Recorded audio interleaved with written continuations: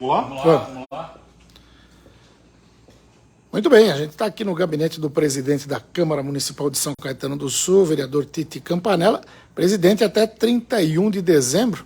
Talvez seja a última entrevista coletiva que ele conceda aí nesse período. Estou aqui ao lado do companheiro Wilson Guardia, Leandro Amaral, Dair Júnior, e a gente começa aí. Eu vou usar do privilégio de ser o mais velho aqui.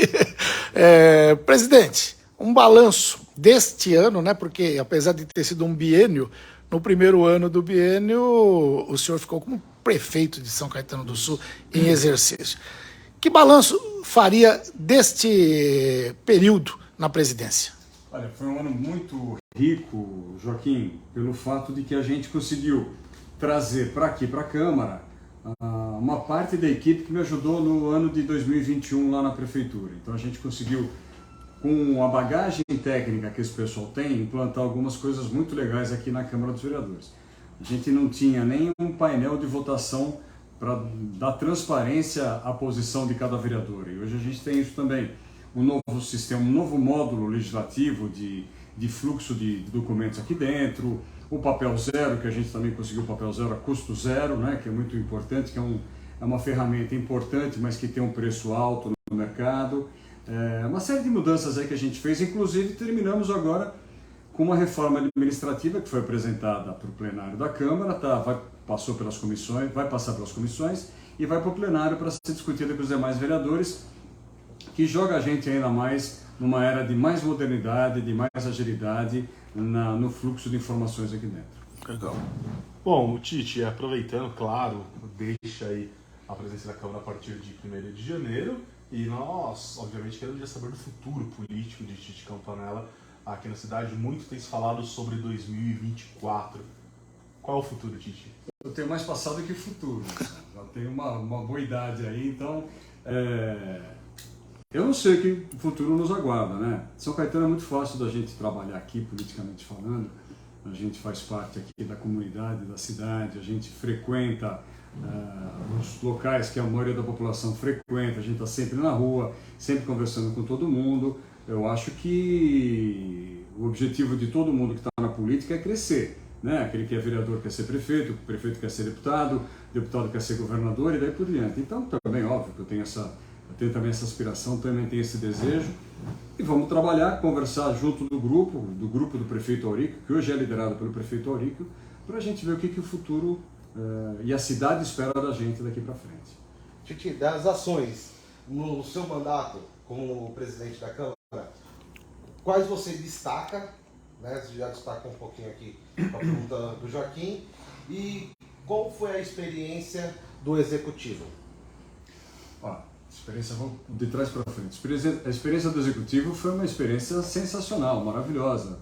Pegamos a cidade numa época difícil, né, um ano de pandemia, que voltou a segunda onda, os hospitais de campanha tinham sido desativados, nós tivemos que reativar, nós tivemos que fazer a volta às aulas, a flexibilização do comércio, muita gente não queria, a gente brigou inclusive na justiça para poder fazer com que o comércio tivesse um pouco mais de liberdade de atuação naquela época. Foi uma experiência inigualável, então acho que a gente sai com muito aprendizado desse ano de prefeitura. Aqui da Câmara, para mim foi uma experiência muito boa também, porque esse aqui é meu terceiro mandato como vereador, eu nunca tinha tido a oportunidade de ser o presidente da Câmara. A partir daí você tem um outro olhar para tudo que existe aqui dentro desse prédio, né? Não é simplesmente o gabinete do vereador, não é simplesmente a tribuna que a gente pode usar, ela é muito maior, é muito mais ampla. E a gente trouxe algumas propostas de modernização aqui, inclusive, como eu disse, trazendo uma equipe técnica muito boa da prefeitura que me acompanhou. Então, acho que a questão de você ter um painel de votação, onde as pessoas podem conferir o que seus vereadores votam, uma série de mudanças administrativas e mudanças na lei orgânica, no regimento interno da Câmara, uma série de ajustes que a gente teve aí, as próprias questões mais cotidianas, né? A gente está devolvendo quase 6 milhões de reais para a prefeitura. Agora no final. Décimo vai ser 6 milhões? Não, que nós vamos devolver. O décimo é 6% do orçamento do município. A gente fica com isso, a gente chama do duodécimo. Hoje está girando alguma coisa em torno de 78 milhões de reais. Desse valor, a gente vai devolver 6 milhões que a gente economizou aqui, que a gente não usou, para a prefeitura gastar nas suas questões aí internas do orçamento direto da prefeitura. Então tem muita coisa boa que a gente fez esse ano aqui e eu espero que agora os próximos vereadores eles continuem. A próxima mesa, principalmente o vereador Pio, que tem bastante experiência, que também continue com esses programas que nós implantamos aqui, para que a Câmara possa dar, além de economia, uma resposta mais rápida para as demandas que a sociedade de São Caetano do Sul tem. Só pegar esse gancho interno ainda, presidente, na tua avaliação, como que deve ser o desafio do seu sucessor, Pio Mielo? Tem algo aqui estrutural na casa? Muito se fala de atualizar o regimento, que tem itens antigos. Qual que vai ser o maior desafio na tua avaliação? Acho que você tem essa questão do regimento da lei orgânica, ela tem que ser adaptada para os tempos mais modernos, né? Ela foi feita na época, ela veio no bojo da Constituição de 88, então é uma lei orgânica de 89 e ela tem algumas coisas que precisam ser modificadas para a gente dar mais dinâmica ao processo legislativo, ao próprio uso da tribuna, a própria ocupação do plenário, mas eu acho que o maior desafio é você trazer a população para dentro da Câmara dos Vereadores.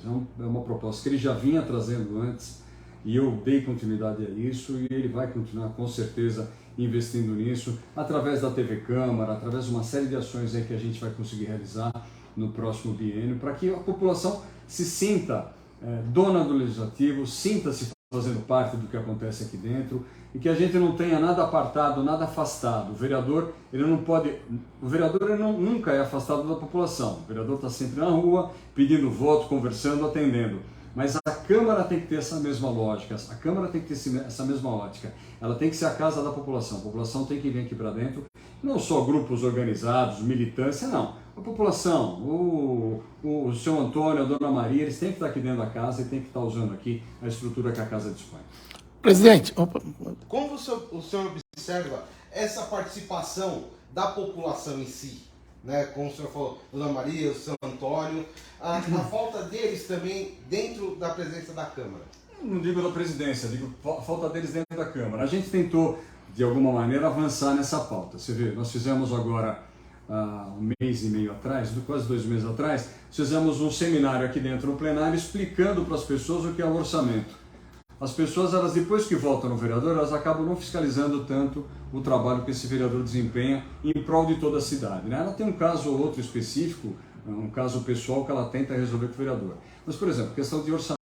Poucas pessoas entendem hoje um orçamento público. Poucas pessoas sabem como funciona o dinheiro da prefeitura, o dinheiro do imposto delas, que vai para a prefeitura gastar. Então a gente fez um seminário aqui dentro, está nos canais da Câmara e das redes sociais da Câmara até hoje, ministrado pela Marília Marton, que tem um conhecimento profundo de orçamento público, explicando as nuances do orçamento público, como é que ele funciona, como é que você gera as rubricas, como é que você gera o orçamento, como é que esse orçamento tem que ser gasto, como ele deve ser fiscalizado. Essa é uma forma da gente transmitir para a população um conhecimento que não adianta. Sem conhecimento ela não sabe como é que ela vai fazer para vir numa audiência pública de saúde, numa audiência pública da Fazenda, nas próprias audiências do orçamento. Acho que isso é uma coisa muito importante que nós fizemos e vamos continuar investindo nisso. Legal. Presidente, numa conversa recente, o senhor disse que gosta de ser vereador. Isso é interessante porque a gente vê vereador que às vezes encara esse trabalho como se fosse um emprego, e não é isso. Isso é uma atividade que, mais do que qualquer subsídio, ela tem o valor de servir a cidade.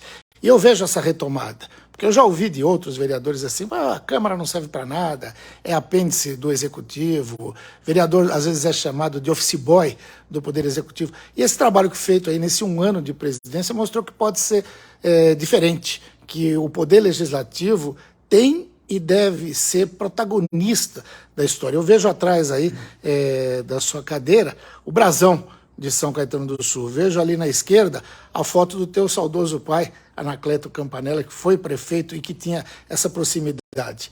Apesar de gostar de ser vereador, os próximos passos encaminham para algo ainda mais amplo em relação à política? Eu espero que sim, né, Joaquim? Porque você, apesar de eu gostar de ser vereador, eu acho que eu sou até um bom vereador, eu gosto da essência do vereador, que é de canalizar, verbalizar os anseios da população. Eu trago uma bagagem histórica muito grande, que eu já, até pela minha própria idade, eu vivi muita coisa em São Caetano e com base naquilo que a gente conhece que veio do passado, a gente consegue mais ou menos alinhar as coisas para o futuro também. Então, eu espero que sim. A gente tem que dar espaço também para as novas gerações, né? Tem que vir gente nova, com a mesma vontade, com o mesmo desprendimento, com valores que sejam caros para a população de São Caetano do Sul. Não adianta a pessoa entrar na política achando que vai ficar rica. Não funciona assim. Esse é um atalho para a desgraça. Então ela tem que vir para cá, tem que vir imbuída de bons valores e bons princípios e tem que vir gente nova, né? Eu acho que o maior desafio é você formar gente nova, agentes políticos jovens, novos, não precisa necessariamente serem jovens, mas novos e que venham imbuídos desses princípios, desses valores. Agora, claro, como eu disse agora há pouco, todo mundo que está na política quer crescer. Acho que eu tive uma experiência importante na prefeitura no ano passado, durante todo o ano de 2021, e eu espero construir esse caminho dentro do grupo político do qual eu faço parte, do qual sempre falei que eu era um soldado durante o ano de 21, continuo sendo um soldado agora. Espero que a gente consiga fazer isso. Só para mim, na pergunta do Joaquim.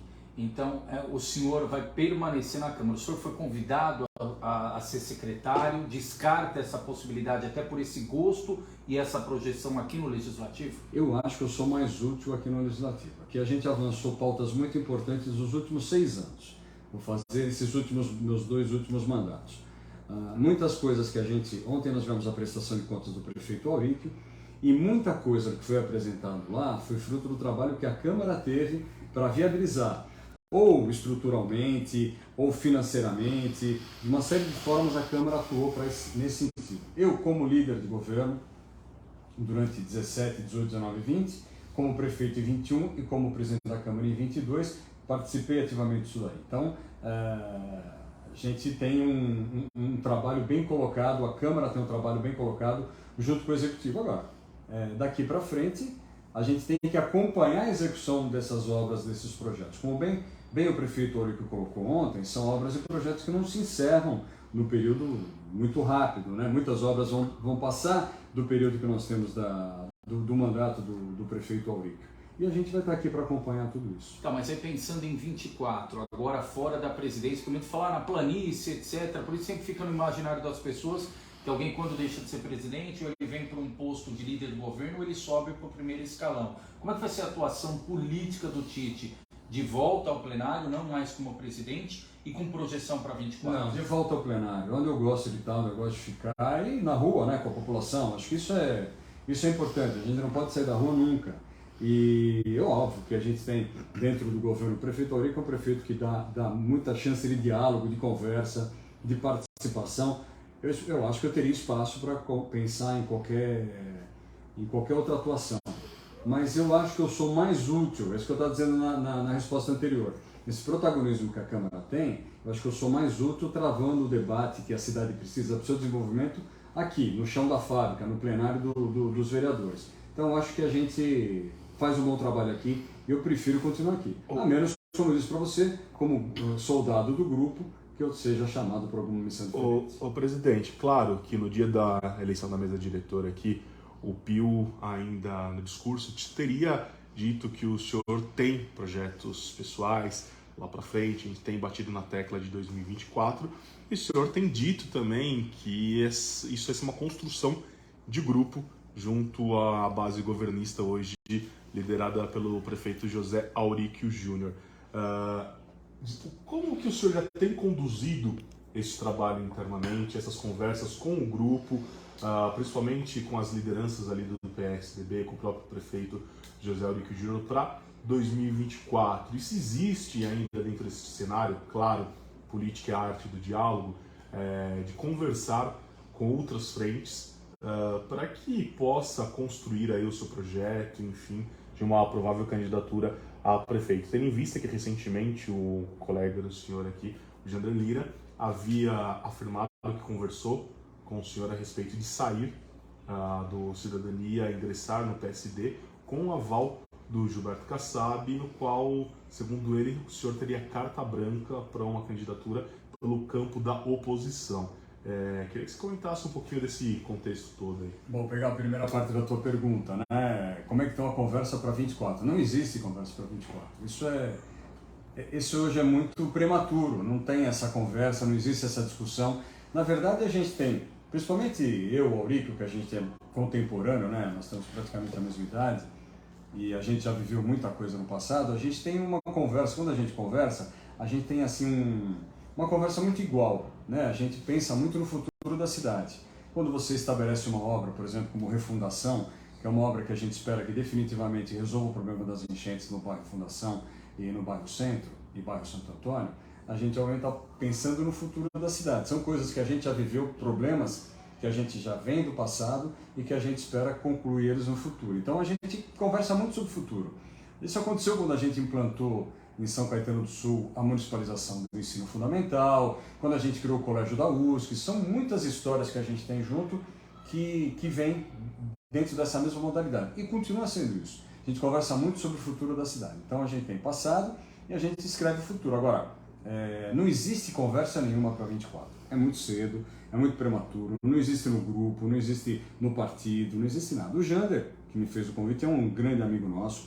A gente desenvolveu aqui dentro da Câmara um respeito muito grande e eu agradeço ele, obviamente, porque você só convida alguém para alguma coisa quando você tem um carinho, uma predileção, mas não existe absolutamente nenhuma conversa para 24, é tudo muito cedo, tudo muito prematuro. A gente tem daqui que cuidar de São Caetano, aí, pelo menos por mais bastante tempo aí do dia a dia do arroz e feijão. Presidente, ainda pegando carona nessa pergunta do Wilson aí, em 2004 o senhor disputou a eleição contra o Auríquio, né?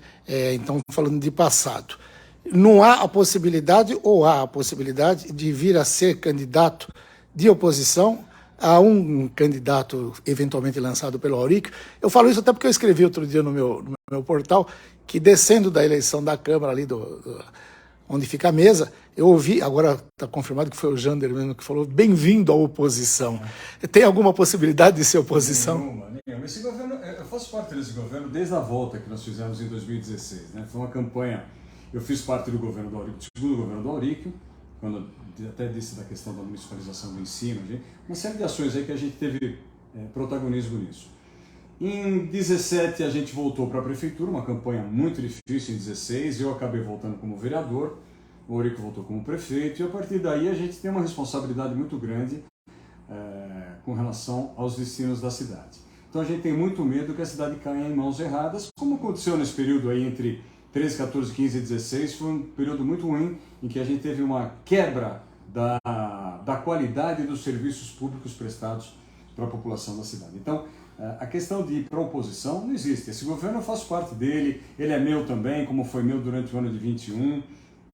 Dei continuidade a todas as obras, projetos e programas que tinham sido prometidos na campanha de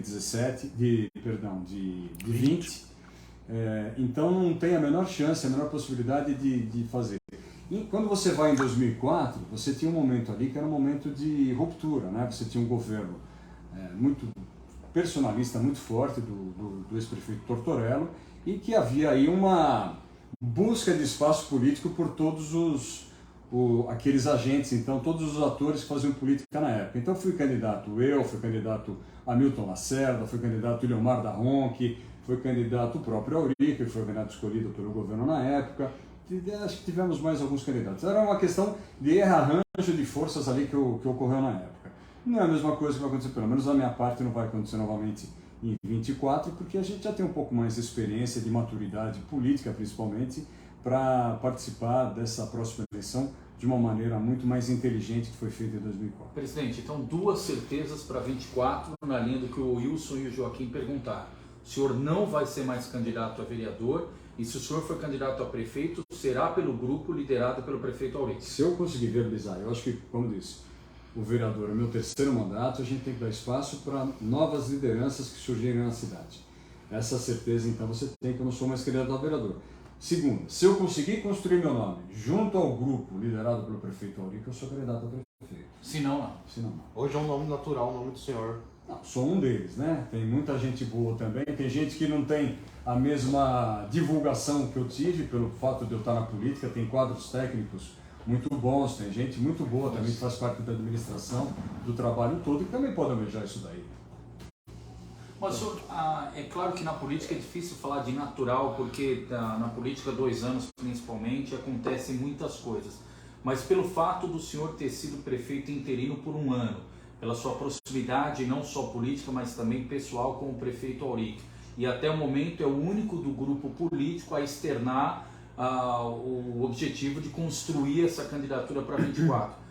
O seu nome seria natural ou teria vantagem dentro do grupo governista, analisando o contexto de hoje? Não digo nem natural e nem tenha vantagem, mas pelo fato de eu ter sido prefeito em 21, ele alavancou esse mandato que eu fiz, ele alavancou meu nome para alguns patamares dos quais eu não fazia parte antes, né? Então hoje qualquer pesquisa que você puxe em São Caetano, eu passo a ser um dos jogadores que pode almejar isso. Mas mais uma vez eu digo, porque eu tive um momento muito favorável a mim, né? Que era uma época de pandemia difícil, mas que acabou fazendo com que eu e a população, no momento, a gente jogasse juntos. A população entendeu o que aconteceu comigo, que eu fui colocado como prefeito sem ter concorrido para isso, sem estar preparado para isso, e ela foi muito compreensiva comigo. Ela me abraçou, ela me acolheu, não só a população, todo o funcionalismo público, a classe política, para a gente passar por esse momento difícil, que a gente não sabia se era de 1, 2, 3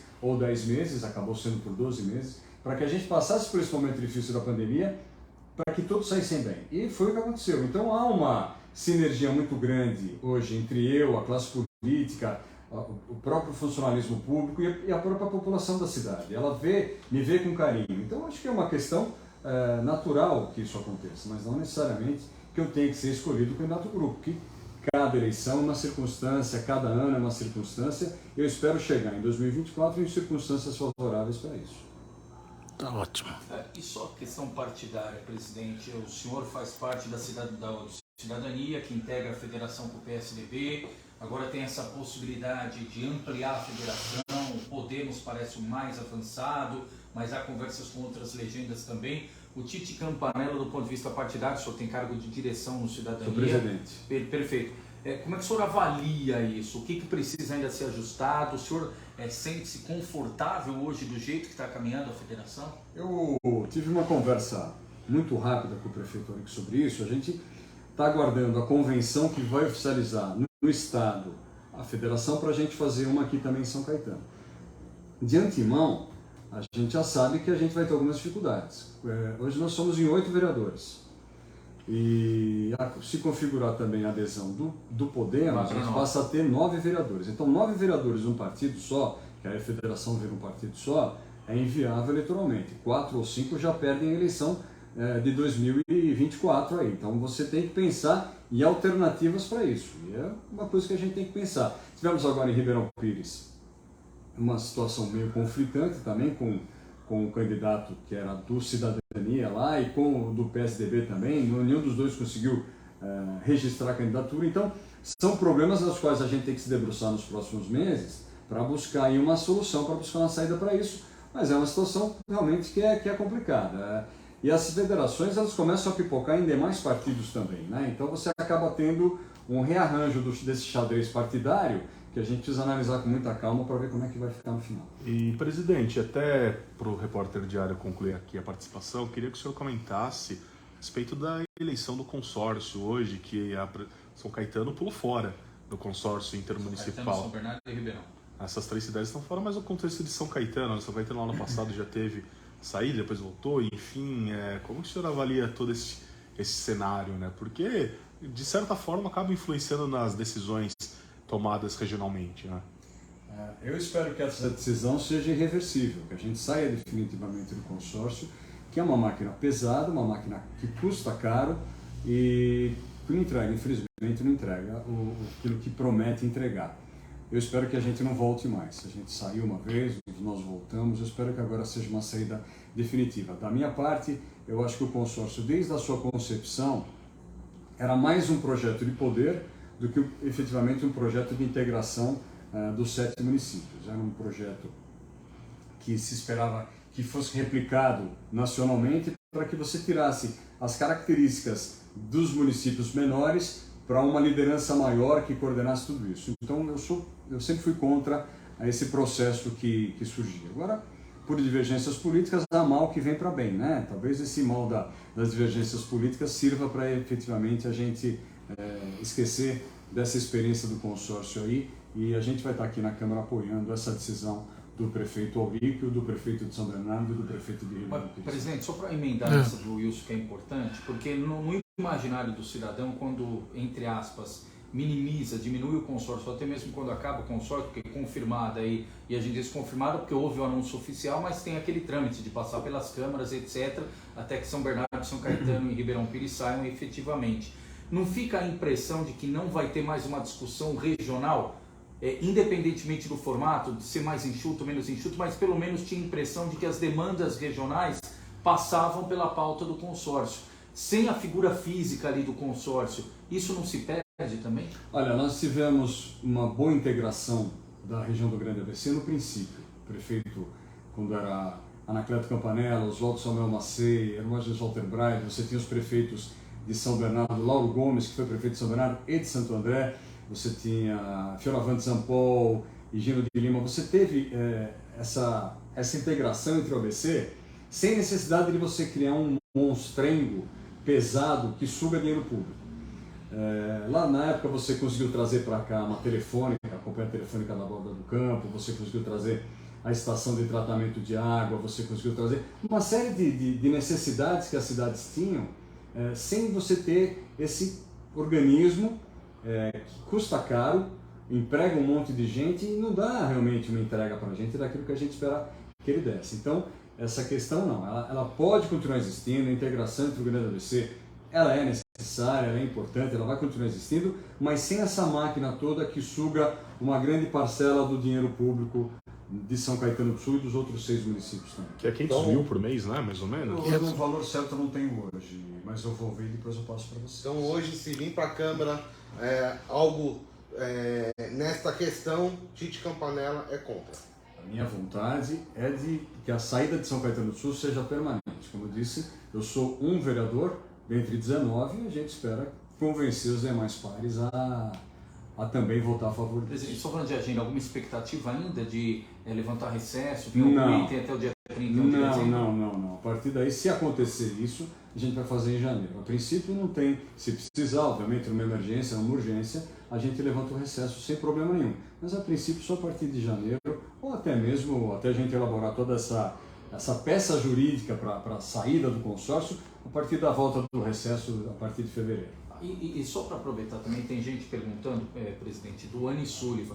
Acho que é importante até explicar, porque muitas vezes tem um debate na rede social e não tem a chance de efetivamente aí ponderar. O que vai acontecer exatamente ali, qual que vai ser o encaminhamento daqueles que hoje estão no Anny Sullivan? Todas as crianças que estão no Anny Sullivan, hoje você tem ali, eu não vou falar em números aqui, porque aí dá mais polêmica, mas não é isso, mas não é aquilo, tal, isso aí a gente pode até desenhar depois. Mas todas as crianças que estão no Anny Sullivan, elas serão atendidas por 2 entidades que nós temos aqui em São Caetano do Sul.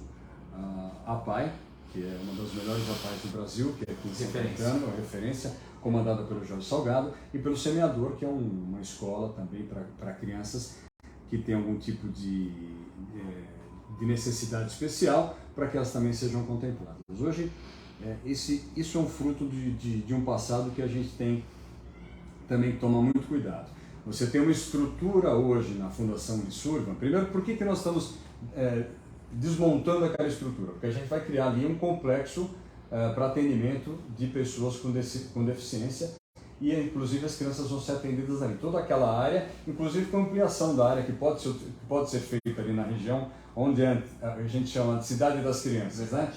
Ali nas imediações do Paulo Machado de Carvalho. Ali a gente vai colocar aquilo tudo no chão, vai começar tudo de novo, fazendo de uma forma acessível, agradável e com o padrão de qualidade que São Caetano dá a tudo que ela resolve fazer. Isso não se discute. Você tem hoje uma estrutura pesada, você tem hoje, são 14 crianças que estão remanescentes ali que necessitam desse atendimento na Fundação Anny Sullivan, e você tem hoje uma estrutura muito pesada em termos de funcionários, de gestão financeira autônoma, você tem uma série de problemas que ocorrem por causa disso, e isso tem que ser solucionado. E, obviamente, quando você mexe em alguma estrutura, vocês vão se lembrar quando nós fizemos o colégio da USP, toda a celeuma que foi, passeata, paralisação, e hoje todo mundo quer ir para o colégio da USP, né? Hoje a preferência da meninada que entra no ensino médio é de ir para o Colégio da UFSC e não ir para o Alcina. A gente também é outra coisa que nós vamos corrigir aí a partir do próximo ano, tenho certeza disso. Mas eu só estou fazendo um paralelo para as pessoas entenderem. Hoje pode parecer ruim para quem está perdendo e são crianças que a gente quer atender da melhor maneira possível. Mas podem ter certeza que esse movimento que a administração está fazendo, que conta com o nosso apoio, ele vai ser para entregar para essa criançada que precisa uma escola muito melhor, um centro de atendimento muito melhor do que eles têm hoje. Maravilha. Presidente Tite Campanella aqui conosco, então, né? Entrevista de imprensa, o repórter diário, ABCD Real, o ABC Agora e nós aqui também do ABC Off. Presidente, obrigado, até a próxima. Muito obrigado, Leandro, Odair, Wilson, Joaquim. É um prazer a gente encerrar esse mandato de presidente da Câmara junto com vocês aqui. Quero agradecer a importância que vocês deram para a Câmara durante esse tempo todo que eu tive aqui e desejar a todo mundo aqui do Grande ABC um Natal maravilhoso, um Natal em família, um Natal em paz, com muita alegria, com muitas bênçãos de Jesus Cristo sobre a vida de vocês e fiquem sempre com Deus. Presidente Tite Campanella falou com você.